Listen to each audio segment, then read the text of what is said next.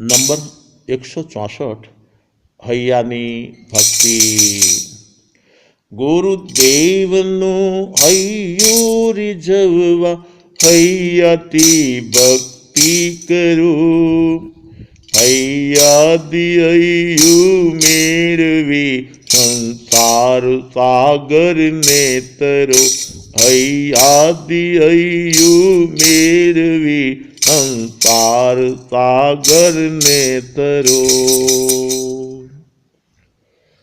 સંસારનો માર્ગ એ અશુભ માર્ગ છે, પાપનો માર્ગ છે. સંયમનો માર્ગ સાપેક્ષ અપેક્ષાએ શુભ માર્ગ છે, પાપના ત્યાગનો માર્ગ છે. હિંસા અશુભ છે તો અહિંસા શુભ છે. અસત્ય અશુભ છે તો સત્ય શુભ છે. ચોરી અશુભ છે તો અચૌર્ય શુભ છે. અભ્રમનું સેવન જો અશુભ છે તો બ્રહ્મચર્યનું પાલન એ શુભ છે. પરિગ્રહ વૃત્તિ અશુભ છે તો અપરિગ્રહ વૃત્તિ એ શુભ છે. અશુભ માર્ગે ચાલવાથી અશુભ કર્મ બંધાય છે, ભારે કર્મી બનાય છે, પ્રત્યક્ષ અને પરોક્ષ કડવા ફળ અનુભવવા પડે છે. વાલીઓ લૂંટારો, કાશ્રીઓ કસાય સદા માટે અશુભ પ્રવૃત્તિ કર્યા કરે છે, તો સમાજના લોકો એને પાપી કહે છે. અને એ આત્માનો ધિક્કાર અને તિરસ્કારની દ્રષ્ટિથી સમાજ જોવે છે અને જ્યાં ને ત્યાં અપમાનિત કરે છે. અને તેના આ ભવ અને પરભવ બંને ભવ બગડી જતા હોય છે. પોતે સુધરી જાય તો વાત ન્યારી છે. બીજી બાજુ અહિંસા સત્યાદિ શુભ માર્ગે ચાલવાથી શુભ કર્મ ઉપાર્જન થાય છે. અભવિના દ્રષ્ટાંતે માન સન્માન પણ મળે છે, પૂજા પ્રતિષ્ઠા પણ થાય છે, લોકો તરફથી સત્કારને સન્માન ભાવે જોવાય મળે છે. આ ભવમાં માન મોટાઈ માણવા મળે અને પરભવમાં વૈમાનિક આદિ ગતિના ચાંચ પણ રહે. માન સન્માન પૂજા પ્રતિષ્ઠાની લાલચમાં લપટાઈને અશુભ પ્રવૃત્તિ છોડવી સહેલી છે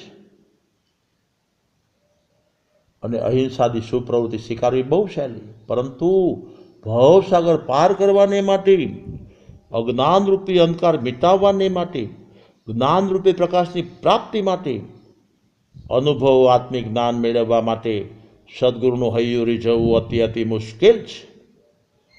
જે શિષ્યને ગુરુ હૈયું રીઝવવાની ક્રિયાની પ્રક્રિયા આવડી ગઈ છે તેનો બેડો પાર થઈ ગયો છે. સંયમના સંપૂર્ણ અભિપ્રાય ઓગળ્યા વગર ગુરુ હૈયું ઠંડક અનુભવતું જ નથી. સંયમના સંપૂર્ણ અભિપ્રાય આગળ રાખવા છે અને ગુરુ સેવા સ્વીકારવી છે તો મેવાની આશા વ્યર્થ છે. સંયમના અભિપ્રાયની સત્તા મેવા માટે ખવડાવે છે ખત્તા. સંયમના અભિપ્રાયવાળી સેવા ગુરુના હૃદયને ઠારવાને બદલે બારનારી બનતી હોય છે. શિષ્યના પ્રત્યેક અભિપ્રાય ગુરુદેવના કોમળ હૃદયમાં કાંટાની જેમ સતત ખૂંચતા હોય છે. આવા શિષ્યો પોતાની મરજી મુજબ ગુરુ સેવાર્થે પોતાનું તન તોડી શકે છે, પરંતુ મન છોડી શકતા નથી. ગુરુ ચરણમાં સર્વદા સર્વકાળ મન મૂકીને સેવા કરનારની સેવા જ સફળ બને છે. અન્યથા કરેલી પ્રત્યેક સેવા નિષ્ફળ જાય છે, એટલે કે યથાતથ્ય ફળ આપનારી બનતી નથી. ગુરુ પરમાત્માના પ્રત્યેક અભિપ્રાયને અનુસરવું એ જ સૌપ્રથમ સેવા છે. પ્રથમ સેવા જેની સાચી એની બધી સેવા સાચી છે. પરંતુ પ્રથમ પગથિયામાં જે કાચા છે એ જીવનમાં સાચા કેવી રીતે હોઈ શકે? આદિમાં જે સાચા તે અંતમાંય સાચા, અને આદિમાં જે કાચા તે અંતમાંય કાચા. દ્રષ્ટાંત: એકલવ્ય ગુરુ દ્રોણાચાર્ય પાસે બાણાવળીની વિદ્યા શીખવા માટે આવે છે. પ્રથમ વાર જ પ્રવેશ પામતા ગુરુદેવે વિદ્યા આપવાની ના સુણાવી દીધી.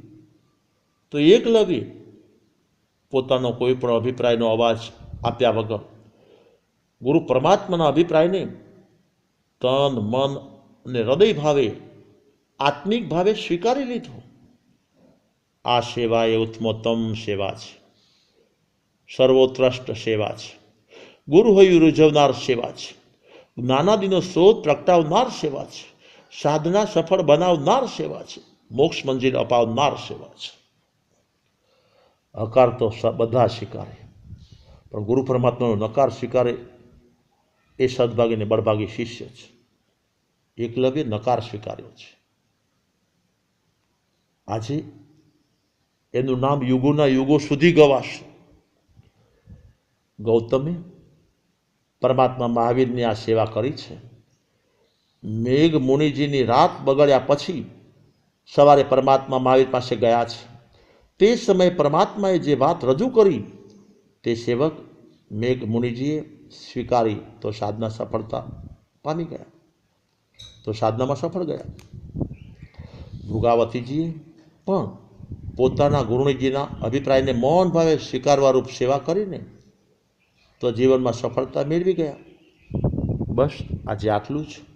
ધ્રાંગધ્રા સંવંત 2056 વૈશાખ વદી બીજ શુક્રવાર તારીખ 19/5/2000.